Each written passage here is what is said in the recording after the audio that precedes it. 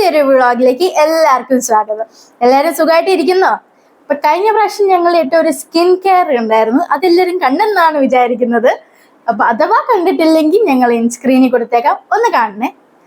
ഇന്നത്തെ വീഡിയോ എന്താന്ന് വെച്ചാൽ ഒരു സ്പെഷ്യൽ ബീഫ് ഫ്രൈയുടെ റെസിപ്പി ആയിട്ടാണ് വന്നേക്കുന്നത്. നമ്മുടെ കേരളക്കാർക്ക് ബീഫ് ഫ്രൈ എന്ന് പറയുന്ന ഒരു വികാരമാണ് അല്ലേ. പൊറോട്ടയും ബീഫ് ഫ്രൈ ഒക്കെ എന്നൊക്കെ പറയുന്നത് അടിപൊളി കോമ്പിനേഷൻ അല്ലേ.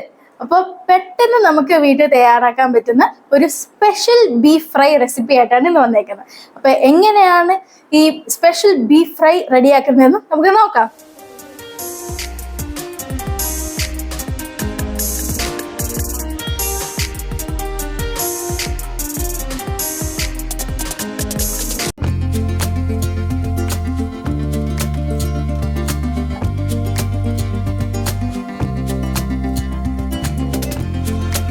നമ്മുടെ സ്പെഷ്യൽ ബീഫ് ഫ്രൈക്ക് വേണ്ടി ഞങ്ങൾ ഇവിടെ എടുത്തേക്കുന്നത് 500 ഗ്രാം ബീഫാണ് കേട്ടോ. നന്നായിട്ട് കഴുകി വൃത്തിയാക്കി 500 ഗ്രാം ബീഫ്.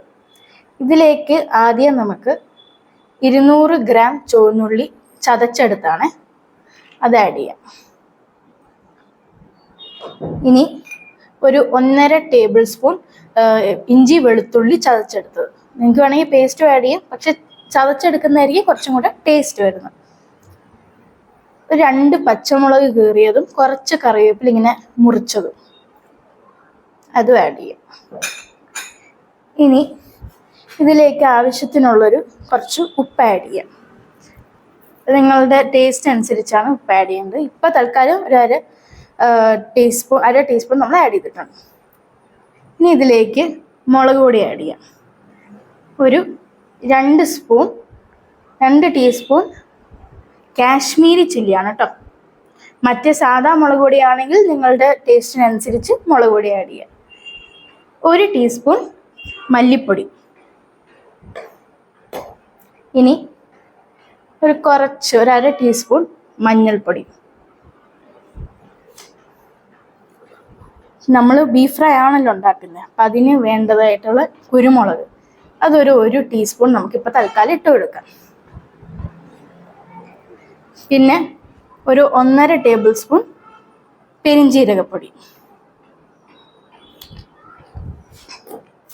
ഇനി കുറച്ച് ഗരം മസാല,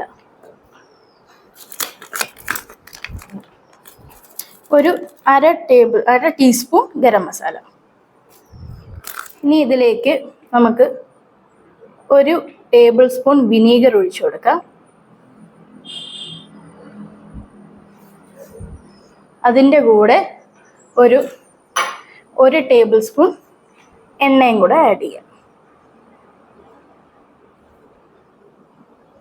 ഇനി ഇതെല്ലാം കൂടെ നന്നായിട്ട് മിക്സ് ചെയ്തെടുക്കാം.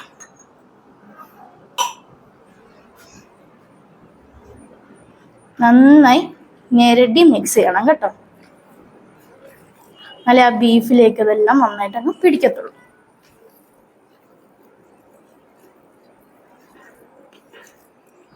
ബീഫ് ഇപ്പം നമ്മൾ നന്നായിട്ട് മാരിനേറ്റ് ചെയ്ത് വെച്ചിട്ടുണ്ട് കേട്ടോ. ഇനി നമുക്കിത് 2 മണിക്കൂർ ഫ്രിഡ്ജിൽ വെക്കാം.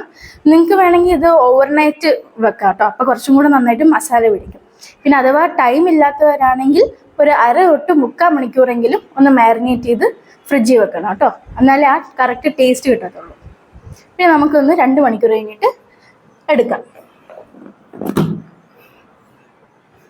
ഇതിപ്പോൾ ഈ ബീഫ് മാരിനേറ്റ് ചെയ്തിട്ട് 2 മണിക്കൂറായി. ഇനി നമുക്കിത് വേവിക്കാനായിട്ട് കുക്കറിലേക്ക് ഇടാം. കുക്കർ എടുക്കുക. അതിലാദ്യം തന്നെ നമുക്ക് കുറച്ച് എണ്ണ ഒഴിച്ചു വെക്കാം. അതിൻ്റെ അടിയിലൊന്നും പിടിക്കാതിരിക്കാനായിട്ടാണ് നമ്മൾ ഈ എണ്ണ ഒഴിക്കുന്നത്. ഇനി ഈ ബീഫ് നമുക്ക് ഇതിനകത്തോട്ട് ഇടാം.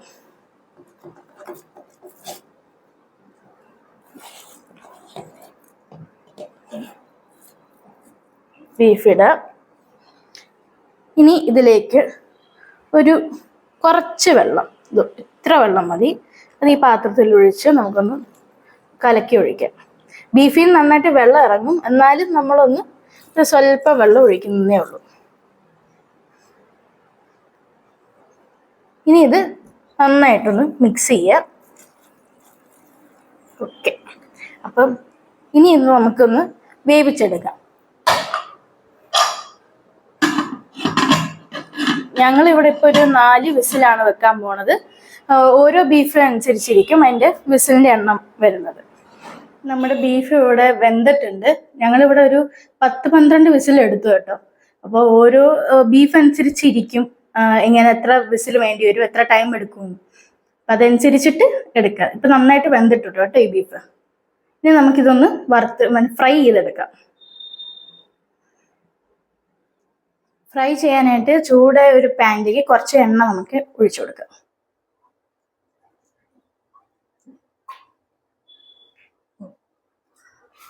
ഇനി എണ്ണയൊന്ന് ചൂടാവട്ടെ.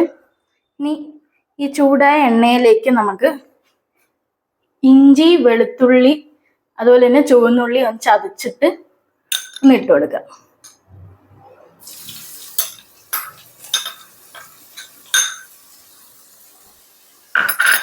ഇതൊന്ന് നന്നായിട്ട് മിക്സ് ചെയ്യാം. നമ്മൾ എണ്ണയിൽ ഈ ഇഞ്ചി വെളുത്തുള്ളിയൊക്കെ ഇടുമ്പോൾ ആ എണ്ണയ്ക്കകത്ത് ആ ഫ്ലേവർ മുഴുവൻ ഇറങ്ങും. അപ്പം നല്ല ടേസ്റ്റ് ആയിരിക്കും. ഇനി ഇതിലേക്ക് നമുക്ക് ചെറുതായിട്ട് അരിഞ്ഞു വെച്ചേക്കുന്ന തേങ്ങാക്കൊത്ത് ഇട്ട് കൊടുക്കാം. ബീഫ് ഫ്രൈക്ക് തേങ്ങാക്കൊത്ത് ഇല്ലാതെ എന്താല്ലേ. ഇനി ഇതിൻ്റെ ഒരു കളർ ഇങ്ങനെ ഒന്ന് മാറി വരുന്നവരെ വെയിറ്റ് ചെയ്യാം. ഒരു ചെറിയൊരു ബ്രൗൺ കളറാണ് കേട്ടോ. അപ്പോൾ തേങ്ങയുടെ കളറൊക്കെ ഒന്ന് മാറി വന്നിട്ടുണ്ട്. ഇനി ഇതിലേക്ക് നമുക്ക് പെരിഞ്ജീരകപ്പൊടി ആഡ് ചെയ്യാം. ഒരു 1-1.5 ടീസ്പൂൺ പെരിഞ്ജീരകപ്പൊടി. ഇനി ഇതൊന്ന് മൂക്കട്ടെ. ഇതിന്റെ പച്ചമണമൊന്ന് ചെറുതായിട്ടൊന്ന് മാറട്ടെ. അതുവരെ ഒന്ന് വെയിറ്റ് ചെയ്യാം. ഇനി ഇതിലേക്ക് നമുക്ക് നമ്മുടെ ബീഫ് ആഡ് ചെയ്യാം.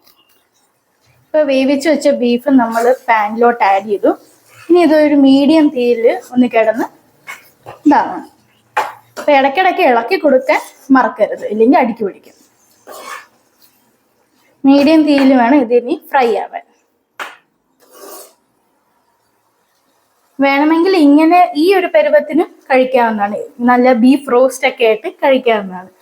പിന്നെ ഇടയ്ക്കിടയ്ക്ക് എണ്ണയൊക്കെ ഒന്ന് ഒഴിച്ച് കൊടുക്കണമെങ്കിൽ കൊടുക്കാം. ഫ്രൈ ചെയ്തെടുക്കേണ്ടതല്ലേ, അതുകൊണ്ട് എണ്ണ ആവശ്യമുണ്ടെങ്കിൽ മാത്രം എണ്ണ ഒഴിക്കുക.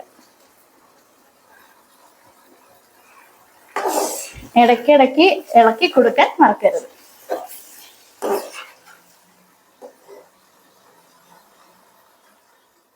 ഈ ഒരു പരുവം ആകുമ്പോഴത്തേക്കും നമുക്ക് കുരുമുളക് പൊടി ആഡ് ചെയ്ത് കൊടുക്കാം. 1 ടീസ്പൂൺ കുരുമുളക് പൊടി ആഡ് ചെയ്യാം. എന്നിട്ട് നന്നായിട്ട് മിക്സ് ചെയ്യാം.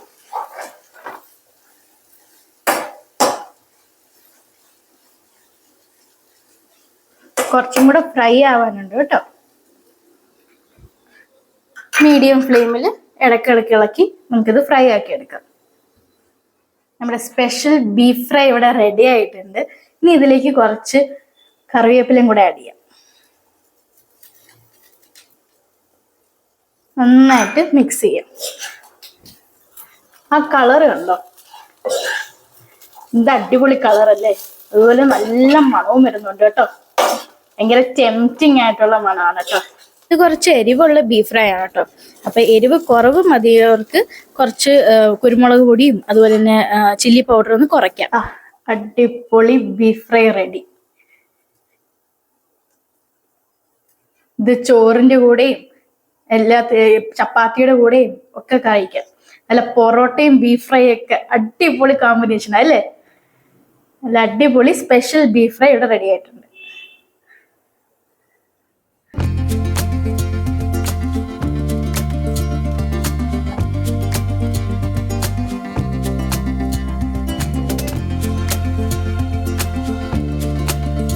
അപ്പൊ എങ്ങനെ ഉണ്ടായിരുന്നു നമ്മുടെ സ്പെഷ്യൽ ബീഫ് ഫ്രൈ?